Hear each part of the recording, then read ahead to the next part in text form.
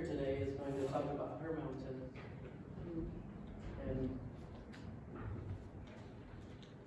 and her trials that she went through. Some of it might make you want to cry. Some of it might feel uncomfortable.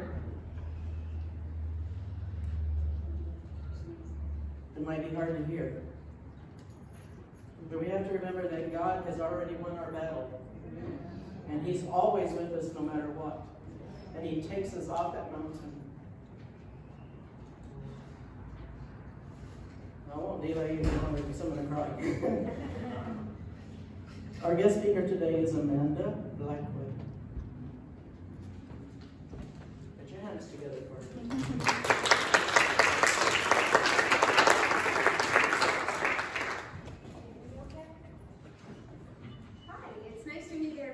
There's a lot of beautiful faces in here. I got a chance to meet some of you beforehand, so I'm very appreciative of those of you who had the opportunity to come and say hello and introduce yourselves.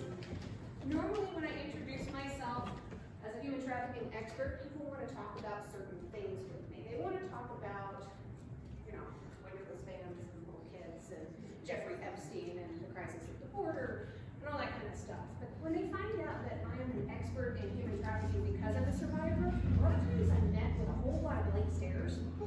So it's really nice to come into a room where people already know this about me and they showed up anyway. So thank you. My hat's off to you guys. This is not an easy subject to picture about. It's especially difficult for survivors. This is what my resume says that I do. Is this what God says that I do? Yeah. Got on? Yeah. Whoa. There it is. Please tell me I don't have to start all over. Did I project well enough for those of you in the back? Okay. All right, so now I don't have to project quite as much. Okay. So this is what my resume says right now. Is this what God says who we are? No, it's not. And a lot of times we get hung up on these titles, and this is something that I need to get into towards the end here. There is a lot of myths when it comes to human trafficking and what human trafficking looks like. A lot of people don't have a full education on the dangers of human trafficking, what it actually looks like, what it actually is, who all is involved. So let's break it down real quick. Let's take a look at these definitions. If you go to Google, Google says human trafficking is the unlawful act of transporting or coercing people in order to benefit from their work or service, typically in the form of forced labor or sexual exploitation. There is a small error here that Google is not willing to change. So let's trust somebody who has a little bit more authority. Let's look at the Department of Homeland Security. Now they say that human trafficking involves the use of force, fraud, or coercion to obtain some type of labor or commercial sex act. Now when you look at this, you notice the big difference? Google includes transportation. The Department of Homeland Security does not. So if we break it down a little bit more, what is trafficking in general? Because you don't just traffic people, you can also traffic items, goods, drugs, guns, right? So when you define trafficking, according to Google, again, it's defined as the act of buying or selling usually illegal goods. Do you see the word transportation in there anywhere? So when you look again at this transportation being in this definition, it doesn't make sense, does it? So I fixed it for them. The unlawful act of coercing people in order to benefit from their work or service. That's what I went through. But we're going to break that down a little bit more. Traffickers take away the independence of their victims. Doesn't matter how old somebody is, doesn't matter how young somebody is, they will make you believe that you cannot survive, you cannot exist without them. You depend on them for your food, for your shelter, for your clothing, sometimes for your drugs, for your alcohol. You're only going to get it if you do what it is that they tell you to do. But domestic violence is the same way, is it not? Domestic violence can happen to anyone also. So with domestic violence, who's the victim? You can have babies, brand new newborns that are abused. You can have elder abuse in homes. with 70, 80, 90-year-old people that are abused. This is a common occurrence. What people don't realize is that this is also a common occurrence in the world of human trafficking. Everybody thinks that this can only happen to little kids. More than 3/4 of all victims worldwide are over the age of 18. A lot of people don't realize that. They think it only happens to kids. It can only happen to children. The youngest person here in the state of Colorado in recent years that was rescued from trafficking was 3 months old. 3 months. The oldest, just in recent years, was in her 70s. It really can happen to anyone. And it's amazing when it does. And people don't even realize it. I'm one of those. I didn't know for a long time that I was a victim of human trafficking. I didn't know what I went through had a name. When people come to me and they want to talk to me about Jeffrey Epstein and about his little black book, I mean, everybody wants to know, where's these names, right? Where are those names? Why can't we see those names? Until the law cares, you're never going to see them. And I'll explain what I mean by that too. When you're looking at the laws, did you know that the legal fine, not prison sentence, fine, for solicitation of sex is the same as driving over the limit line at a red light?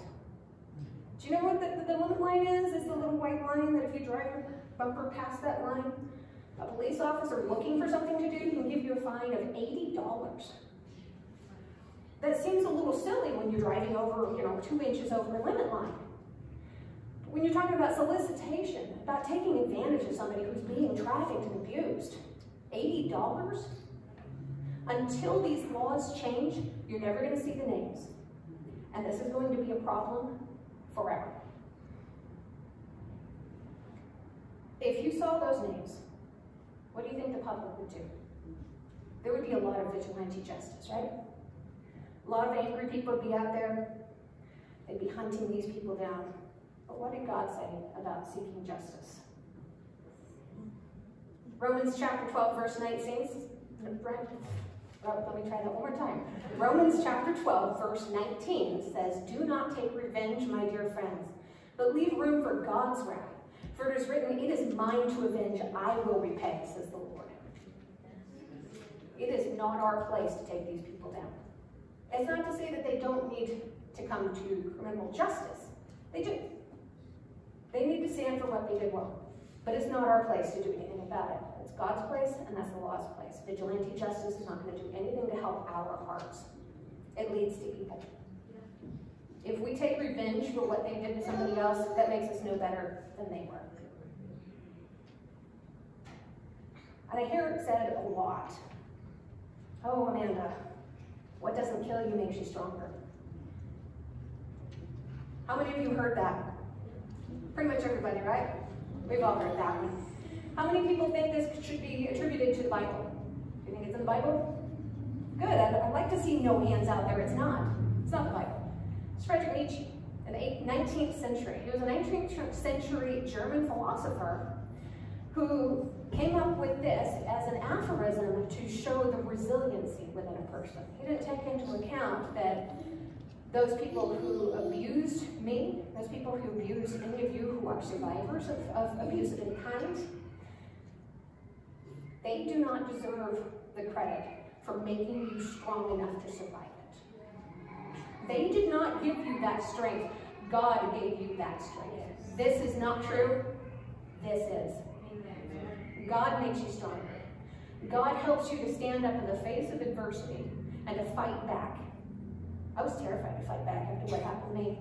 I didn't know how to do it. I didn't think I was strong enough. I didn't think I was good enough. At 4 years old, my mother illegally put me on drugs. Without her knowledge, I was then molested. I was an easier target at 4. I was molested again at 12, again at 13, again at 15, then I was raped at 17. There was this long history of all these horrible things that kept happening to me. It was awful. Then at 18, things got really bad. But before I go there, how many of you have had people in your life say mean things to you? Show of hands. Probably every one of us, right? Keep your hand up if it hurt. Did it hurt you? Hurt your feelings? How many of you knew that it was a family member who said things to you that was hurtful? How many of them did not say sorry? A lot of us have a lot in common. My mother made me believe that if something bad was happening to me over and over again, in her words, there was a common denominator, I was it. If bad things were happening to me, it was my fault, regardless of age. But because I was being a brat. And believe me, I had my moments of being a brat. But what kid doesn't? I started sneaking away when I was 9 in order to go to church. I had never really been to church with my family. I didn't know anything really about church. But I felt this calling on my heart. I wanted to go. I wanted to know who God was. I wanted that introduction. My brother and I were sneaking off to go to church every Sunday for a while. My parents got really upset about it. Now, a lot of people get confused when I say that my parents got upset about it, but my parents knew that they were Methodist, and they didn't want me going to a non-denominational church, and that was the only one within walking distance or bike riding distance from where I lived. So they got upset because they didn't want me getting a confused message. They didn't want me going to the wrong church, so they would beat us for it.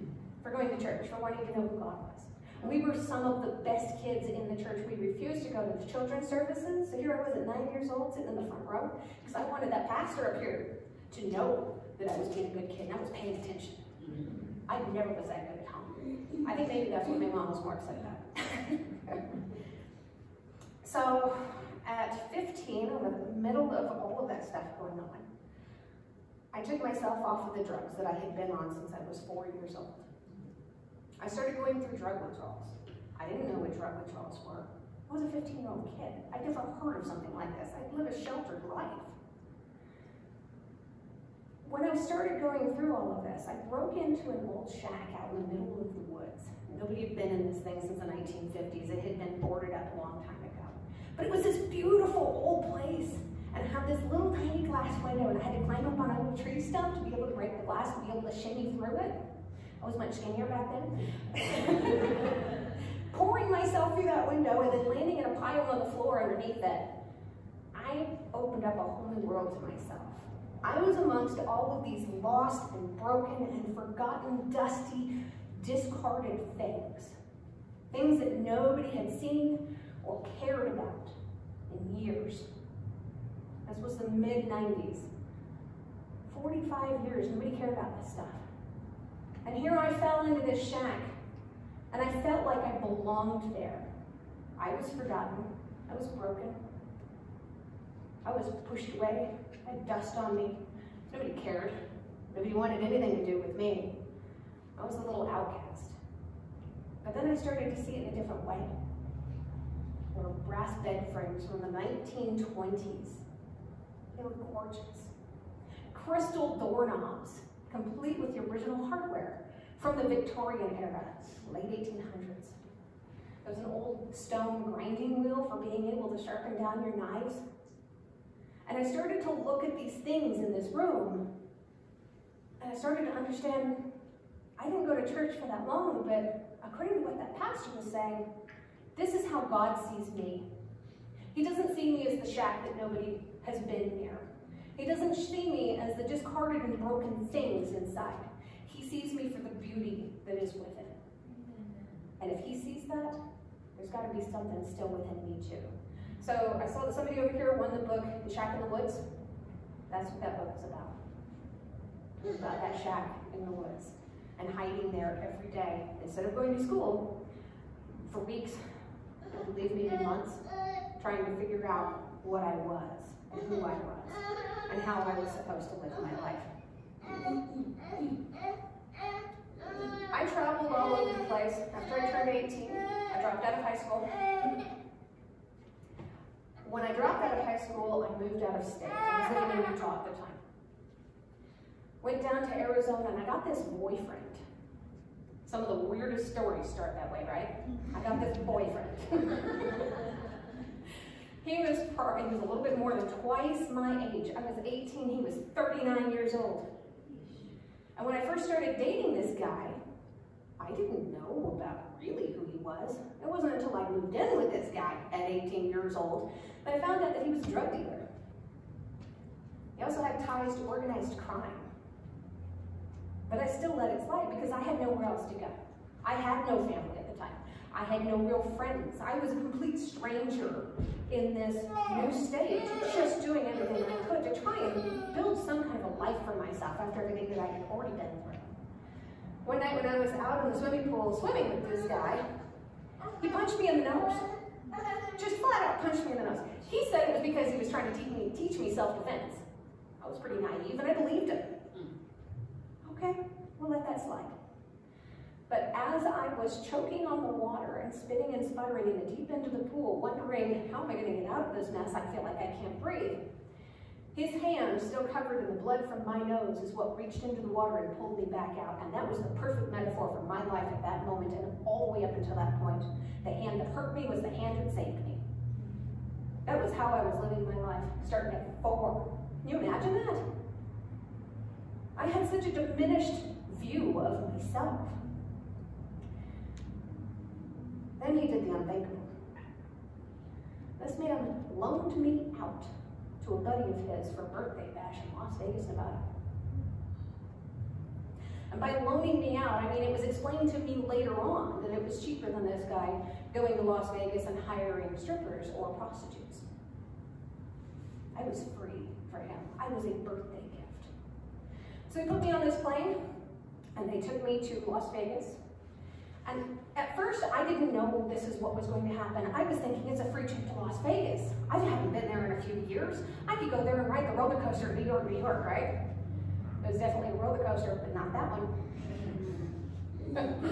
We got there and we checked in at the front of the hotel. And he immediately brought me up to the room and he gave me the rules. For the next 52 hours, I was to stay in that room. I was not to leave the room. I could get room service only once per day.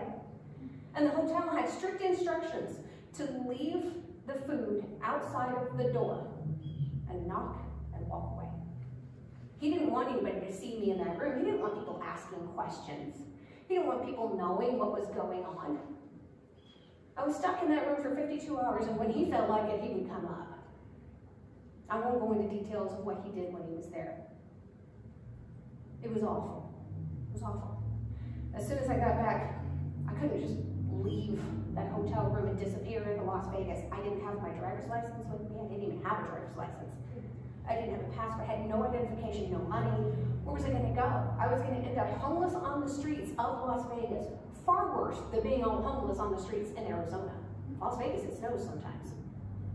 I didn't want to freeze my behind off. It was cold out there. So I went back to Arizona.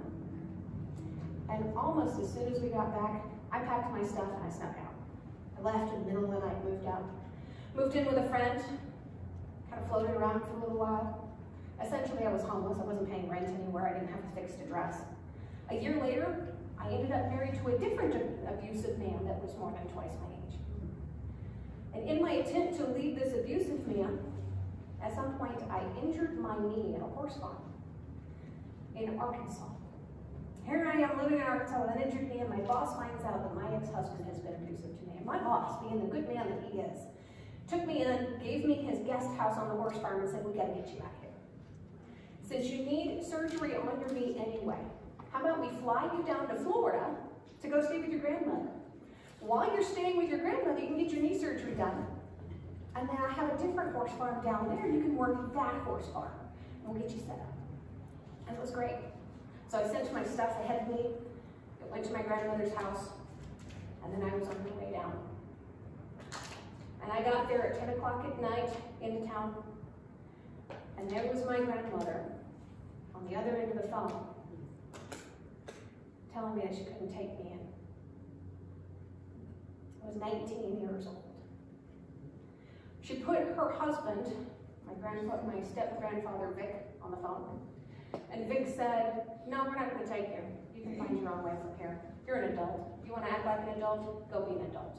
And he hung up on me. I was in the Daytona Beach bus station completely by myself in a city I'd never been to, and I had $5 to my name.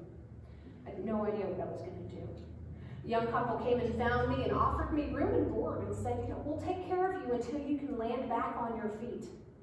And by on my feet, I believe what they really meant was until we can find the highest bidder. So that's what happened. This young couple sold me to a man named Esteban. But Esteban bit off more than he could chew. I'm a pretty crafty kid. I'm also a redhead, if you didn't notice. We tend to fight back. I fought back, and by the skin of my teeth and the grace of God, I got out of there. I was locked up for 23 and a half hours in a very small room with no food, no water, no bathroom facilities, nothing. But I got out. I wrote about that one too. Did somebody win the book, Detailed Pieces of a Shattered Dream? Not yet. I do have that one out front. But that's about that time in Florida. When I got out of there, I floated around for a little while. Another boyfriend here, another boyfriend there, a divorce. I ended up being dumped on the side of the road in the middle of moving to, of all places, Colorado from Florida. I was dumped on the side of the road in Ohio. I had never been to Ohio. I had no idea what Ohio was about. Well, I learned real quick it was a whole bunch of rolling hills and then an airport to get out. I don't plan on going back. Eventually, I moved to California.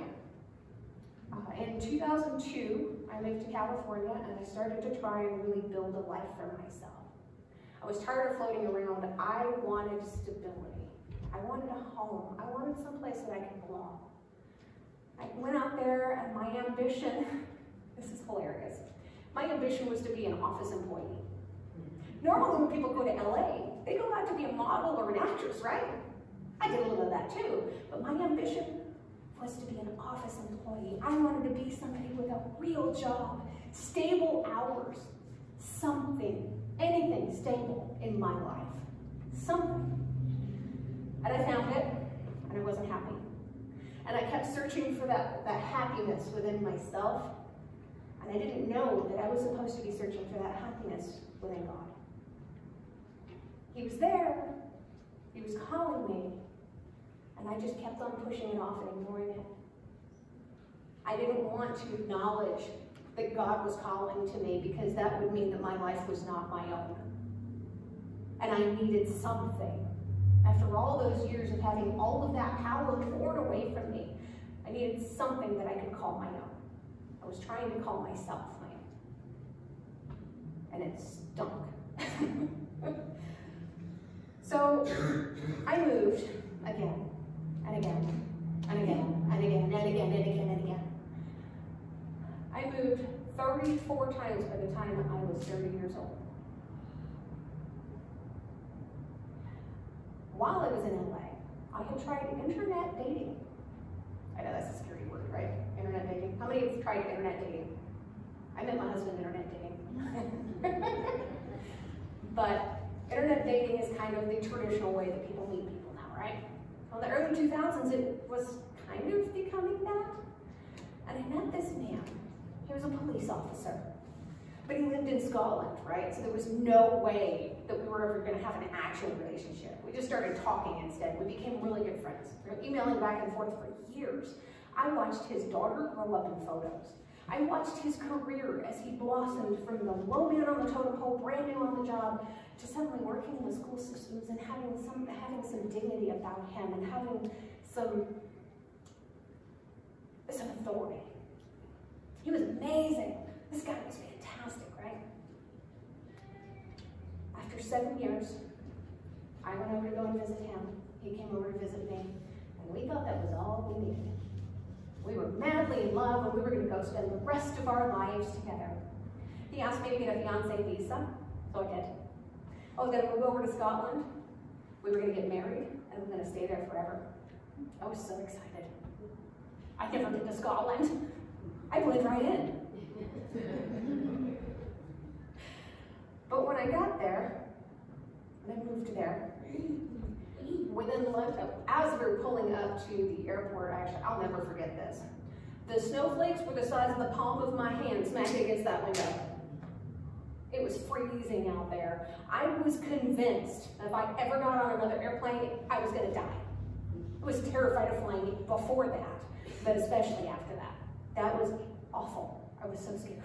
I couldn't see the jet terminal from just sitting behind the wing inside the plane. I had a window seat and everything. I wanted to see everything when I got there. Couldn't see anything. Within the next hour, after getting off the plane, he asked me for my driver's license and my debit card and my passport, because he wanted to put them in a small safe in order to keep them safe at home.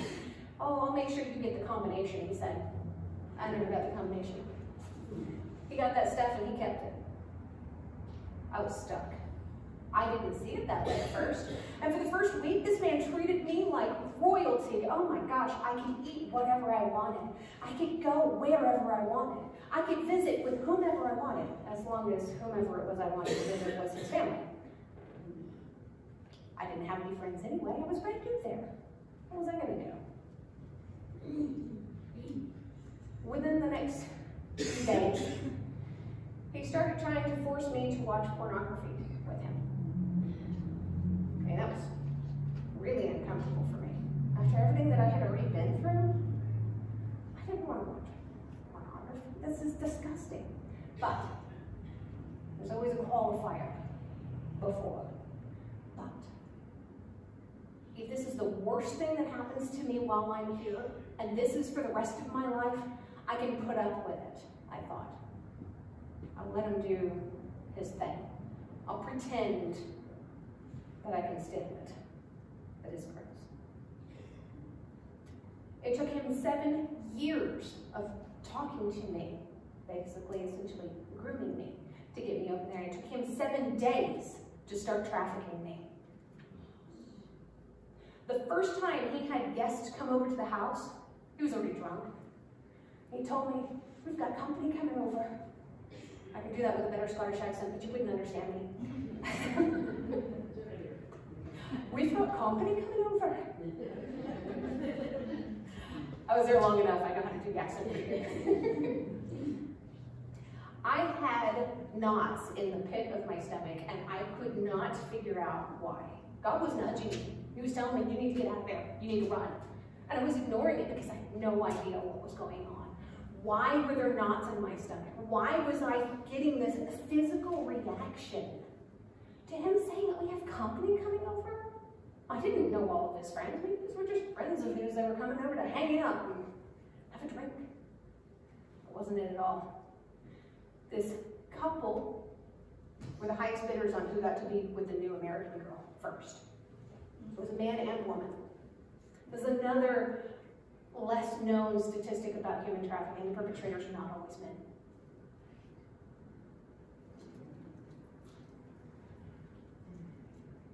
It was such a weird existence for me. That first time, he told me, "Well, if you don't like this, we don't have to do this again. That'll be it." He lied, of course. Traffickers do that. They're good at it. And he kept on drinking. And he got so drunk that night. Speaking of drinking. He got so drunk that night that I had to wonder if maybe he wasn't going to remember what had happened the next day. And that's where I got the idea. If he doesn't remember what happened, maybe if I drink enough, I won't remember either. And I drank an entire bottle of Jack Daniels in one night. I'm not that big. I'm only 5'6". One bottle of Jack Daniels is a lot of alcohol. Unless you're talking about the minis, and it's still too much. Never again. It didn't work. I remembered every detail the next day. Everything. I didn't want to. But I did remember enough that while he was still hungover, I was able to con him into giving me my passport and my debit card and my driver's license back. I told him that it was so I could transfer what money I had in my US account into his UK account, and I needed all of that stuff to be able to do it. Instead, I snuck over to my computer, and I bought myself an emergency flight home. I was gonna get out of there. I'd been there for only a couple of days, a couple of weeks, and I was ready to go. I needed to get out. I had no prospects. I had no home to go home to. I had no job to go back to. I had given up everything. I'd given up my car, everything. I had nothing left back there. But I didn't care. Living on the streets in California, especially in LA at the beach, would be far better than trying to work through my existence out there in Scotland. So I got that emergency flight. The earliest one that I could afford was a week away. And during that week, the abuse continued so much. It was 5 to 7 days a week. It was up to 10 times a day. It got so bad that I ended up with a severe kidney infection that nearly took my life, and I ended up in the hospital for a few days. And while I was in the hospital is when that flight took off. And I wasn't there. And that ticket was non-refundable. Couldn't transfer it to another day. There's nothing I could do. All of my money, my hopes, everything was gone. I had to just put up with what was being done to me until I could come up with another plan, another idea. How do I get myself out of this mess that, according to my mother, I got myself into? This was my fault. I couldn't go to anybody for help. And remember what he did for a living? He was a police officer. So I couldn't even go to the police for help. Some of the people that would come over were people he worked with, other police officers. I had no choice but to just keep working through it myself, keep finding my own way out, get out of there. I started developing something called Crohn's disease. My stomach started rejecting food that wasn't easy to digest. So beef, pork, broccoli stems, raw carrots. I couldn't keep it down. So it became a regular routine where he would find out what it was that was causing me to be sick, and that's all we would eat. It would keep me thin. I had been on TV shows. I had modeled for Harley Davidson when I was in my 20s, and he wanted people to pay the premium price for that, and he couldn't do it unless I stayed that skinny. I needed to look that part. He could charge more that way. That's exactly what he did. And then the other forms of torture happened. I was waterboarded for sport. Did you know sleep deprivation is a form of torture? He used to walk into the bedroom and pull the blankets off of me and then flip the mattress upside down with me still on it in order to just keep me awake. There was one particular guy who absolutely preferred it when I was near unconsciousness. And that was the best way to do it.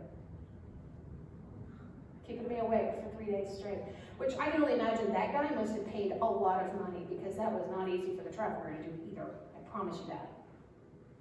These days, I still have a hard time falling asleep, but once I'm out, I'm gone. I met a young lady named Caroline. She and her, I think, husband came over as the high bidders one night. And Caroline, she was very kind to me. She was also going through a lot of what I was going through. Her husband had forced her to have augmentation on her breast in order to allow him to charge more money. But it was an even exchange that night. And it was a horrible situation. I was exhausted. I had been sleep deprived for a couple of nights before that. I was tired.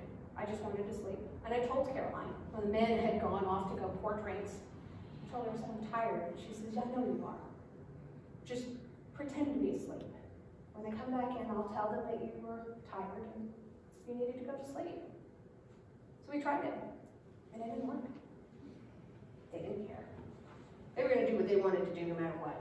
That's what traffickers do. They don't care how much it hurts their victims. You're nothing to them. You are a piece of property, like this bottle of water. You're expendable. Once the water inside is gone, you're just going to toss that bottle, right? That's what they do to people. I was so lonely that I started watching old reruns of Law and Order, no matter how triggering it was, in order to just hear the American accent. And then I discovered air crash investigations, and boy, did I think I was afraid of flying before that. Every episode was in the American accent, of course. This was an American TV show. I watched every episode, and I was so happy just to be surrounded with that same American accent, because I missed home. I didn't realize how badly I missed my home. I had been around nothing but the Scottish accent for months. I just wanted to go home. Every person that abused me had a Scottish accent. I just wanted to go home. I didn't care if it was my own mother's voice that I heard at that point. I just wanted to go home. Nobody would hear me.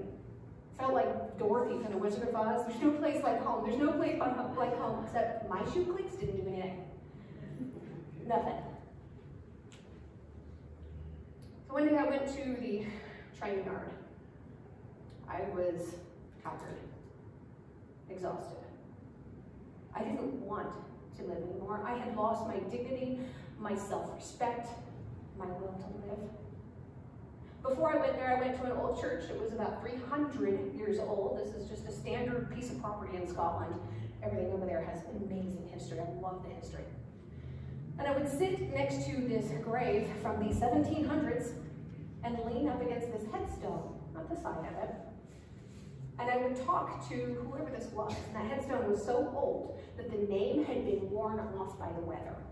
And it was just this huge marble slab. I could barely make out the year. It was just cool being around that kind of history. But that man, I'm assuming it was a man, was my only friend.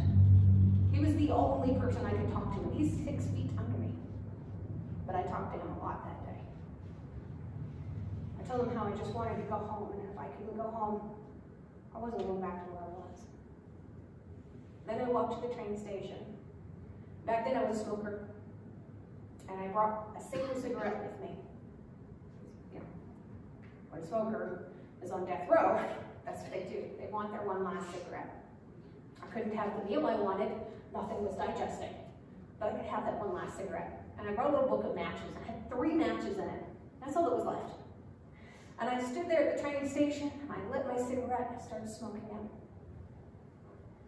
And this man came up, and he says, "Excuse me, do you have a light?" "Yes, I do." I pulled out my matches, and I handed them to him. I said, "You can keep them. I won't be needing them anymore."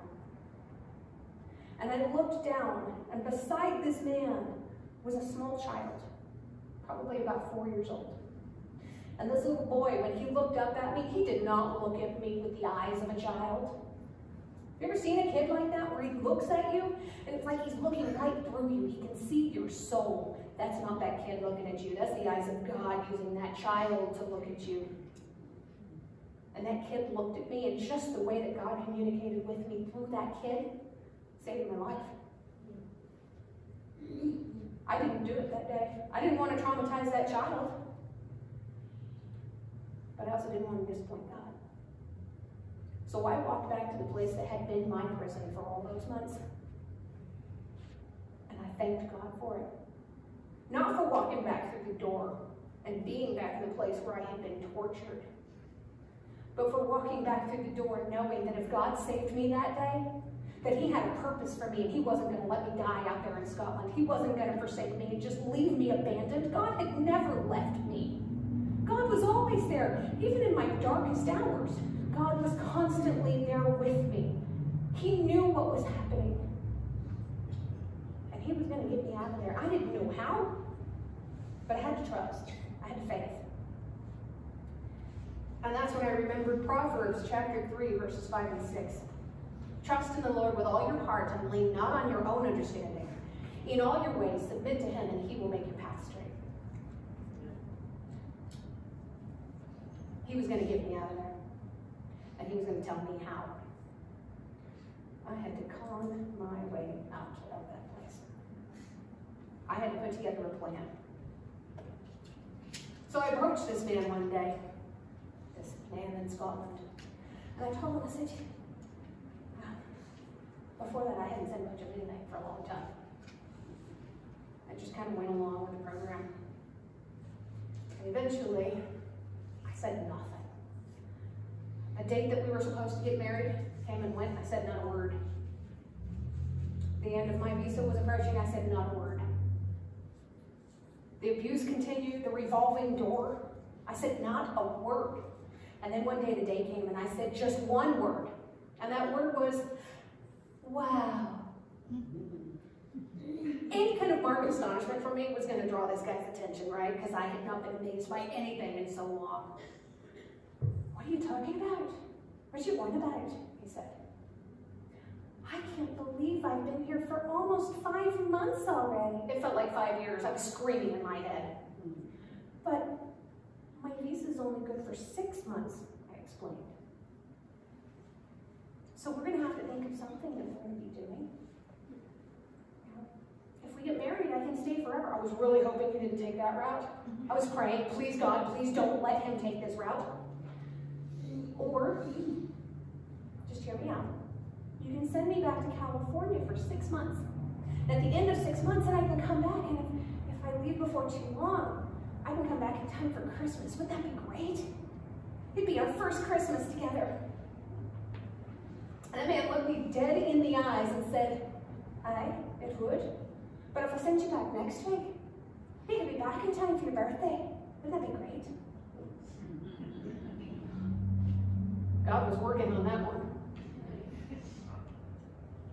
That man went immediately, while drinking, of course, went immediately to his computer and started looking up flights. And that night, before I went to sleep, I had my salvation road ahead of me.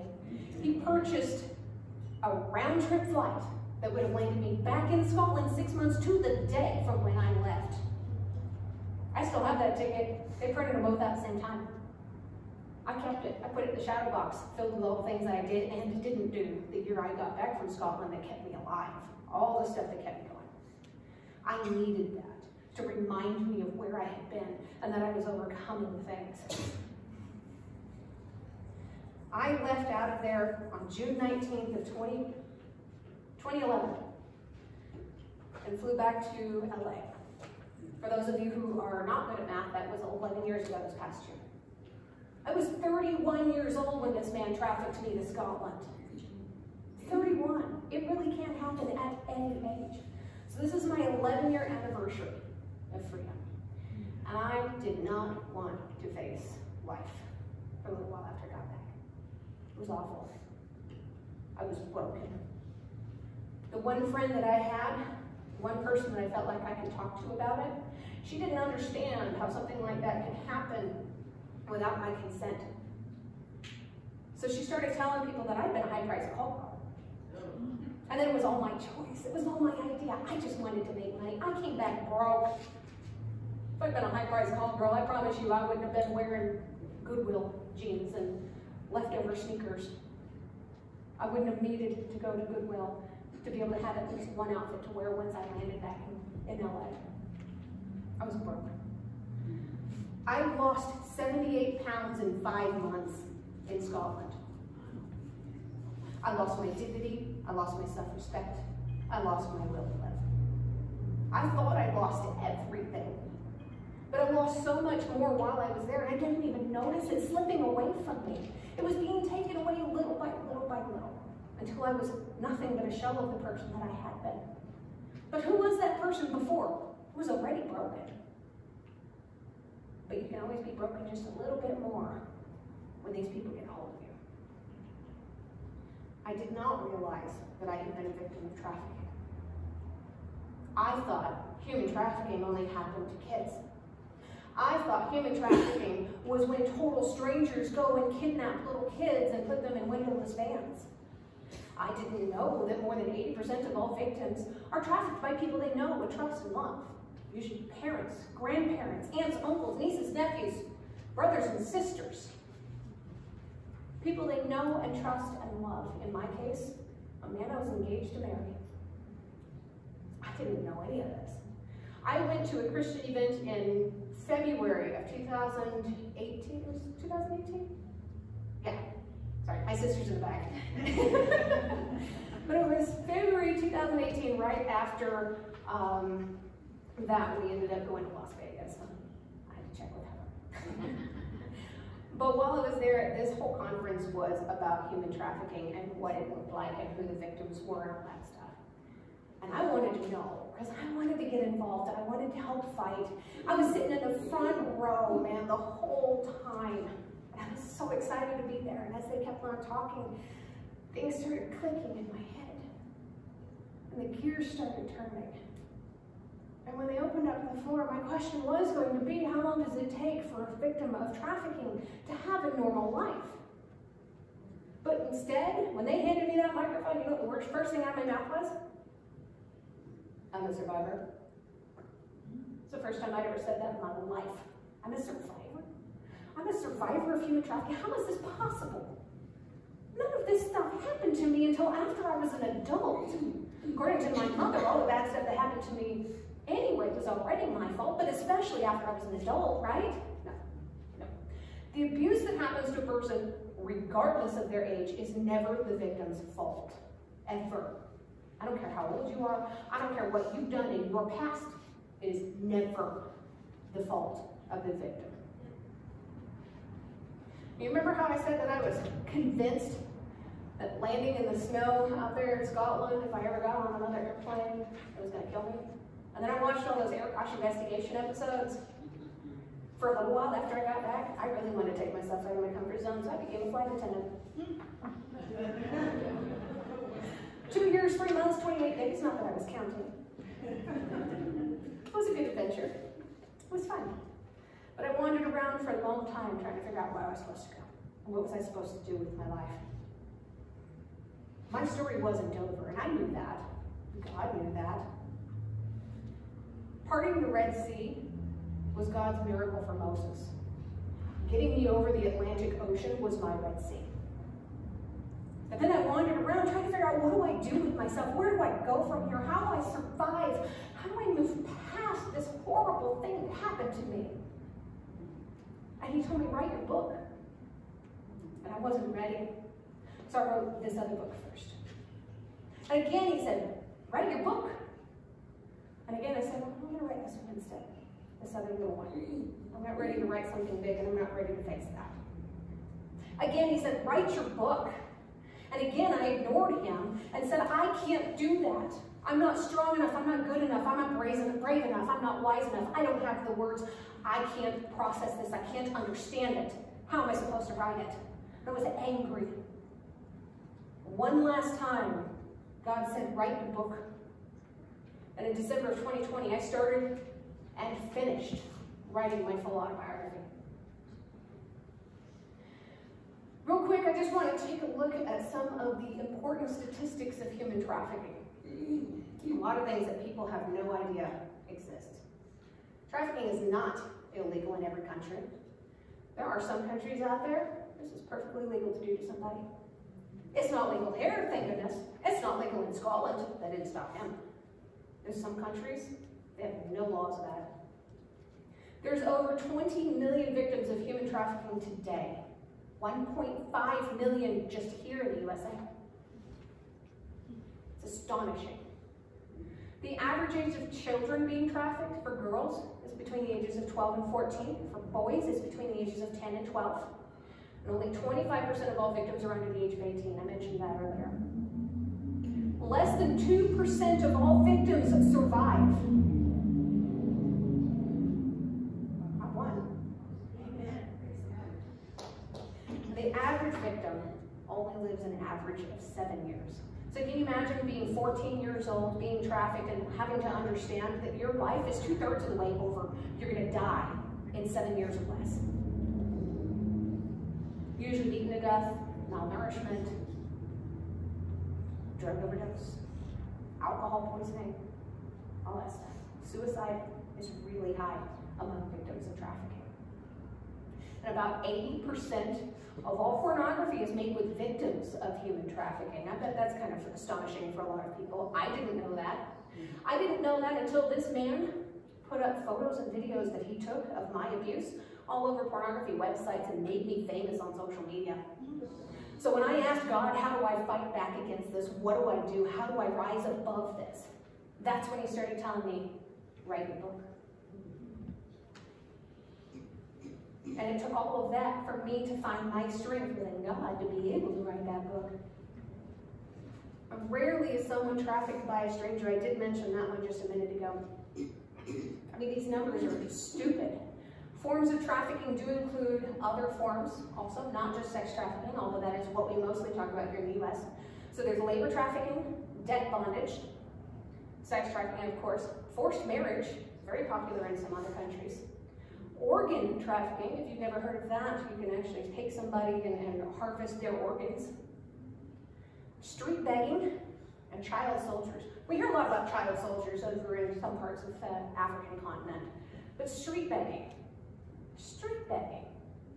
So when these people are out on the corners asking for money, if they've brought their children out there, those kids don't want to be there. They're using the kids in order to raise sympathy so they can get more money from the people that are driving by. That is a form of human trafficking. You are using that child for your own gains to make money.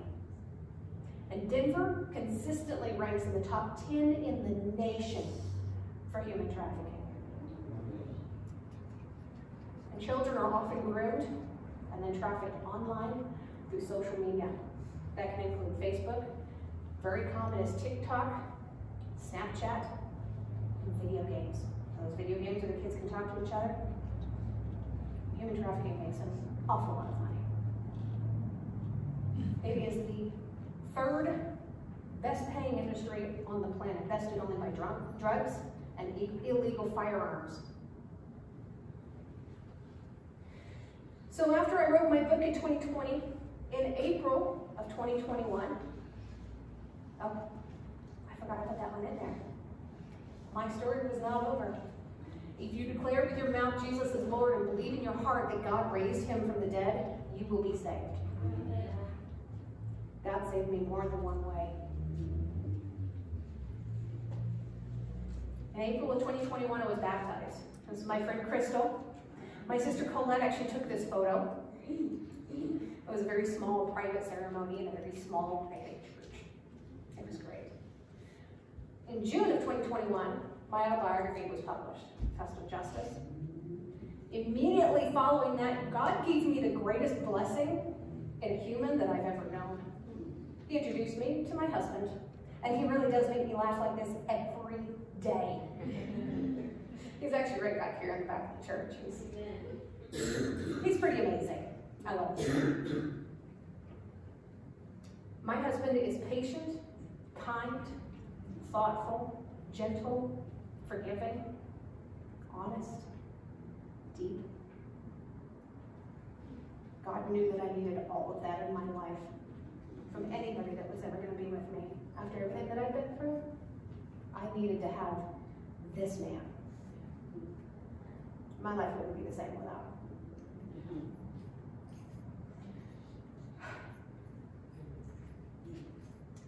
And God gave me the unthinkable again. He gave me the understanding of forgiveness. Can you believe this? After everything that I've been through, God asked me to forgive these people. All of them. From birth to Scotland. And I had to figure out what forgiveness looked like. What is forgiveness? Where does it come from? I mean, going back to definitions again, let's look up Google. That's where everybody goes first, right? Forgiveness, the action or process of forgiving or being forgiven. That doesn't help at all, does it? Philosophers and psychologists typically define it as a conscious, deliberate decision to release feelings of resentment or vengeance toward a person or group who has harmed you. That helps a little bit more. What does God say about forgiveness? Psalm 38 verse 8 says, refrain from anger and turn from wrath. Do not fret. It leads only to evil. Don't keep being angry. It's just eating you away. It's turning you into somebody you don't need or want to be. Hebrews chapter 10 verses 30 and 31. For we know him who said, it is mine to avenge. I will repay. And again, the Lord will judge his people. And who can forget Matthew chapter 6, verses 12 and 14.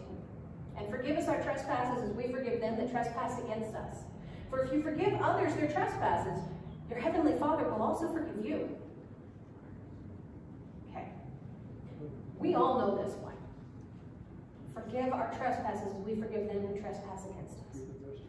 Believe me, I trespassed all over my mother's peace of mind.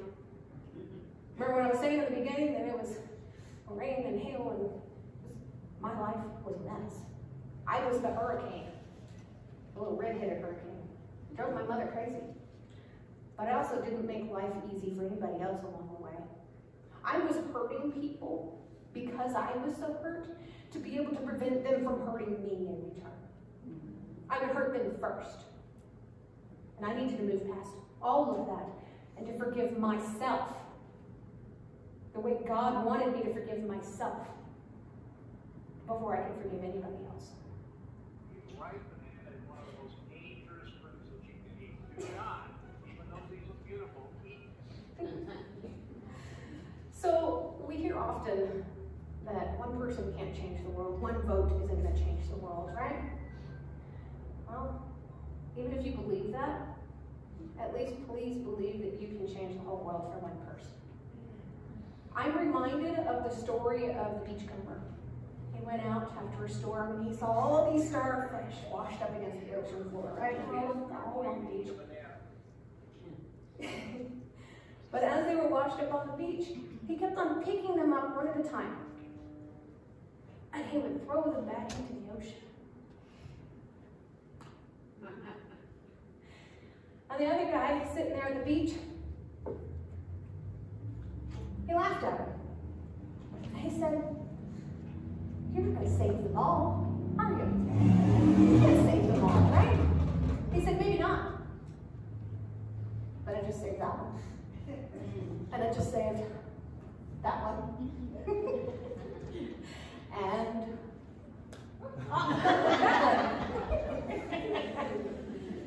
I've got more after if you guys want some little motivational stress balls.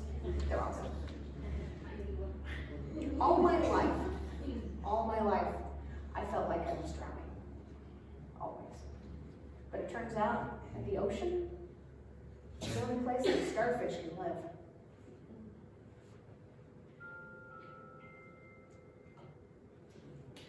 Jesus answered and said to her, "Whoever drinks of this water will thirst again, but whoever drinks of the water that I shall give him will never thirst.